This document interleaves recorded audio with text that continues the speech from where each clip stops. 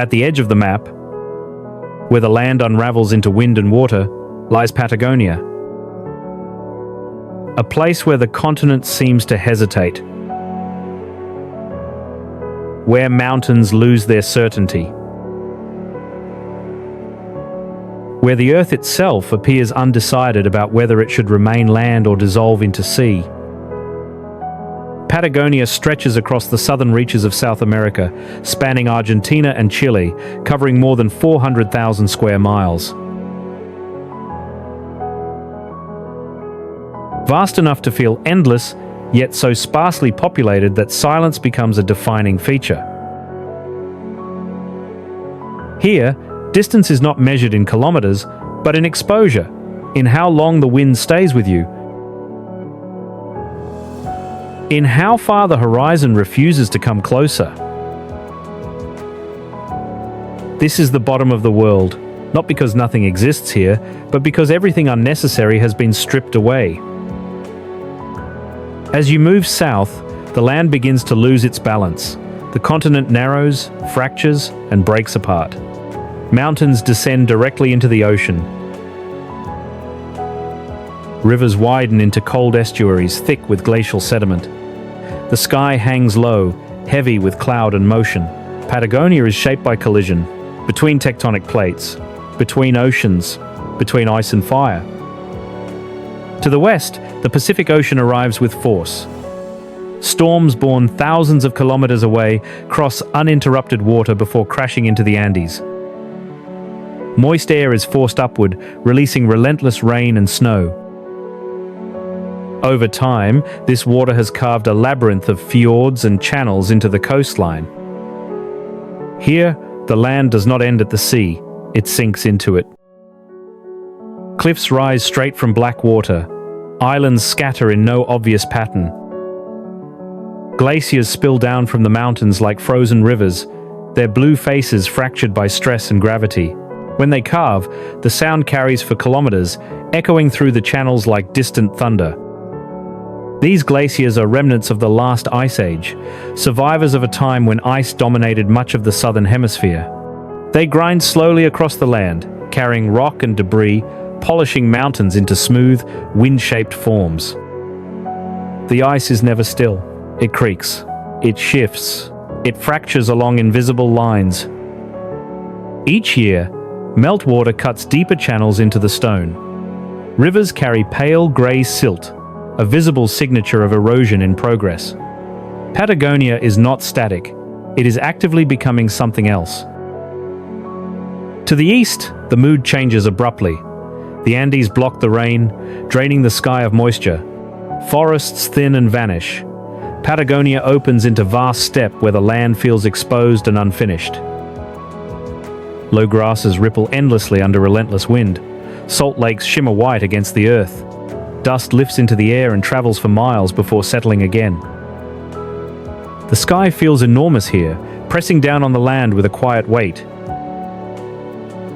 This contrast defines Patagonia: wet and dry, vertical and flat, frozen and sunburned.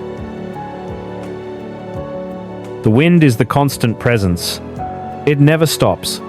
It scours the plains, funnels through valleys, and bends everything that grows. Trees here do not stand upright. They twist, they lean, they grow permanently shaped by pressure, their forms recording the direction of prevailing storms. This wind remembers older landscapes. Long before glaciers carved these valleys, Patagonia was warmer. Ancient forests once stood where ice now flows. Fossilized tree trunks still emerge from the ground, turned to stone, evidence of climates long gone. Patagonia has lived many lives. Long before borders, people learned to survive here. Indigenous groups moved with the seasons, following animals and reading the land with precision. Survival depended on attention, on restraint, on knowing when to move and when to stay. Fire was central to life. Smoke rising along the southern coasts once marked human presence in a land otherwise ruled by wind and water. Early European sailors saw these distant flames flickering through mist and named the region Tierra del Fuego, the land of fire. The name feels ironic. Because this is a land governed by cold. As the continent narrows further south, Patagonia breaks apart completely. Mountains sink beneath the sea. Islands scatter into open water. Channels widen and deepen. The land dissolves into an archipelago shaped by glaciers and storms. Here, weather forms quickly.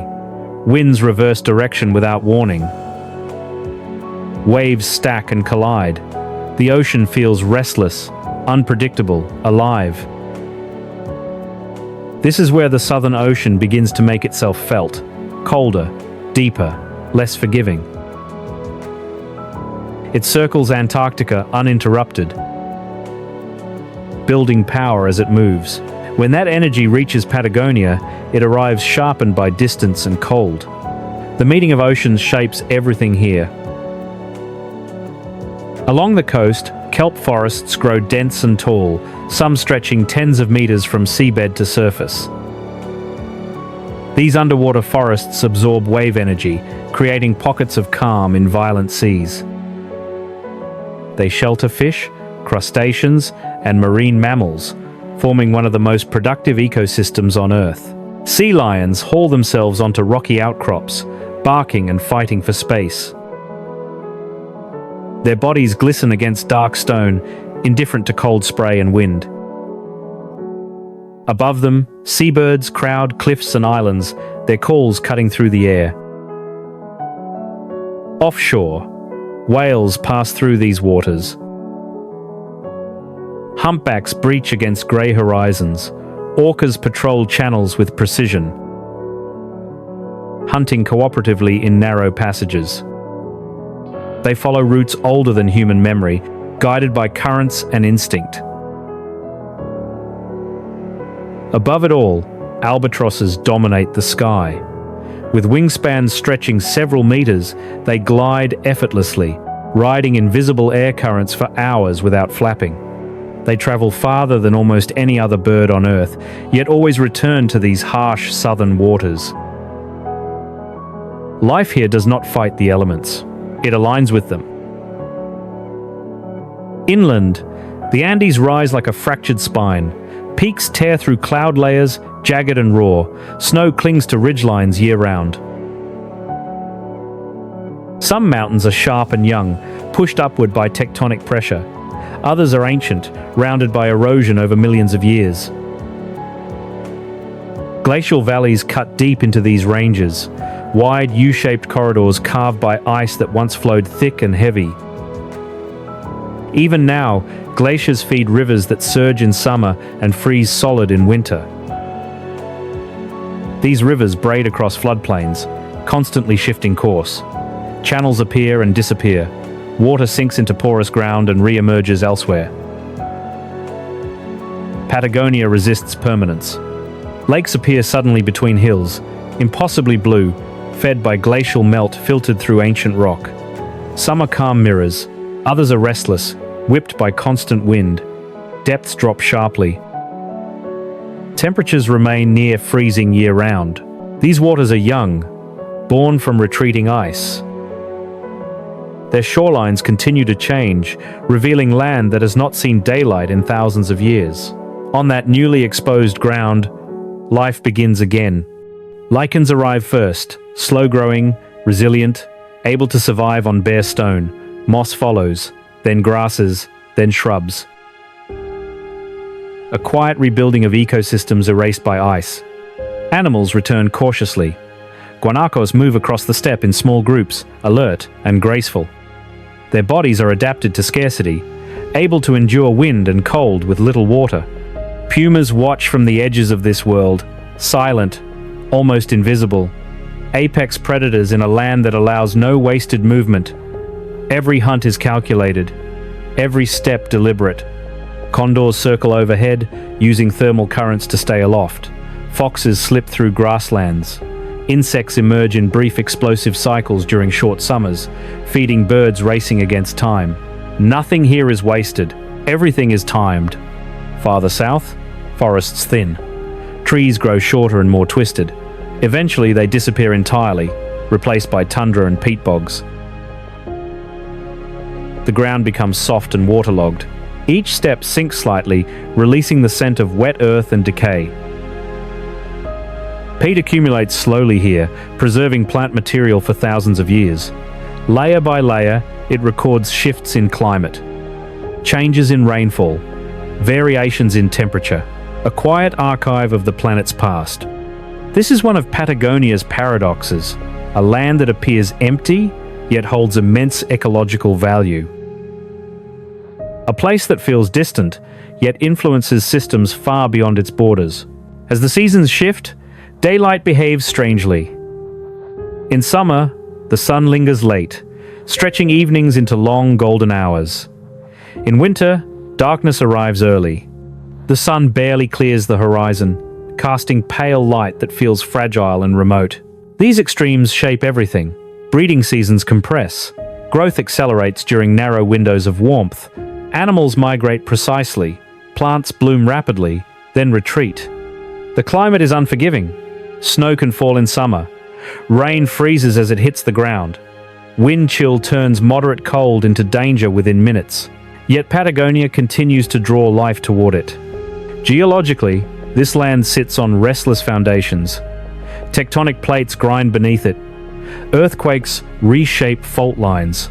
Ancient volcanoes once poured lava across the plains, leaving basalt plateaus that still define the terrain. Fossils reveal warm oceans and ancient forests. Dinosaur bones emerge from sediment layers exposed by erosion. Patagonia has worn many faces. Ice is only the latest. Today, that ice is retreating. Glaciers thin. Fronts pull back. New lakes form where ice once stood. Rivers adjust. Ecosystems shift. The pace of change accelerates. Patagonia becomes a visible measure of planetary transformation. And yet, the land remains resilient, not because it resists change, but because it has always existed within it. Standing here, surrounded by wind, ice, and open space, perspective shifts. Human timelines shrink, noise fades. The land demands attention, not through spectacle, but through scale. Patagonia strips away excess. There are no illusions of control here, no permanence, only processes unfolding at their own pace.